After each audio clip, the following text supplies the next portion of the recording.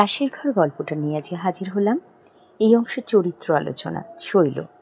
তোমাদের খুবই পরিচিত একটি চরিত্র, বাংলা সাহিত্যেও খুবই পরিচিতি লাভ করেছে শৈল। কিভাবে তারাশঙ্কর বন্দ্যোপাধ্যায়ের লেখা তাসের ঘর গল্পের প্রধান চরিত্র সে। তার চরিত্রের মধ্যে যে সমস্ত বৈশিষ্ট্য বা গুণগুলো আমরা দেখতে পাই, শৈল হচ্ছে গৃহকর্ম নিপুণা একজন মহিলা।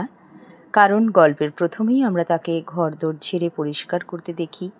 সে সত্যবাদী, কখনো অপরাধ গোপন করতে পারে না।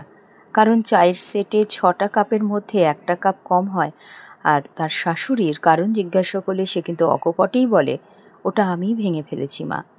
কলকাতা প্রবাসিনী অতিথিদের জন্য খাবার প্রস্তুত করতে শৈল তার শাশুড়ির সঙ্গে সহযোগিতাও করেছে। পাশের বাড়ির বউটার মতো সে তার শাশুড়ির সঙ্গে ঝগড়া করেনি। শৈল দেখতে খুবই সুন্দরী। ধনী কলকাতা প্রবাসিনীদের উজ্জ্বল শয্যাভূষণ রূপকে ম্লান করে দিয়ে শৈলের কিন্তু আবির্ভাব ঘটেছিল, যেন মনে হয়েছিল নক্ষত্রমণ্ডলে চন্দ্রকলা। প্রবাসিনীদের শৈল প্রণাম করে, এ থেকে বোঝা যায় তার একটা শ্রদ্ধাবোধ ভক্তিবোধ রয়েছে। একেবারে নিরক্ষর নয়, কিছুটা লেখাপড়া তো জানে। তবে শৈলর একটি দোষ, সে বাপের বাড়ির কথা বাড়িয়ে বলে, বাপের বাড়ি গিয়ে শ্বশুর বাড়ির কথা বাড়িয়ে বলে। এর ফল কিন্তু মারাত্মক হয়েছিল। এর জন্য লঘু পাপে গুরুদণ্ড ভোগ করতে হয়েছিল তাকে।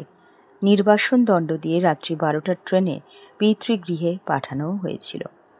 অল্প বয়স্কা কষ্ট সহিষ্ণু একজন রমণী পিতৃগৃহে সে তার স্বামী অমরের কাছে তার এই বাড়িয়ে বলার ব্যাপারটা খুলে বলতে পারেনি, সংকোচ বোধ করেছে। সে মনোবেদনায় ভুগেছে, তার বুক ফেটেছে কিন্তু মুখ ফোটেনি। তাই সে বিছানায় মুখ গুঁজে কেঁদে বালিশ পর্যন্ত ভিজিয়ে দিয়েছে। এই ধরনের একটি চরিত্র আমাদের কাছে খুবই ভালো লাগার একটি চরিত্র। তোমাদের যদি মনে হয় যে চরিত্র বিশ্লেষণটা আর অন্যভাবে তোমরা করতে পারো, তাহলে সেভাবে লিখে লিখে অবশ্যই অনুশীলন করো।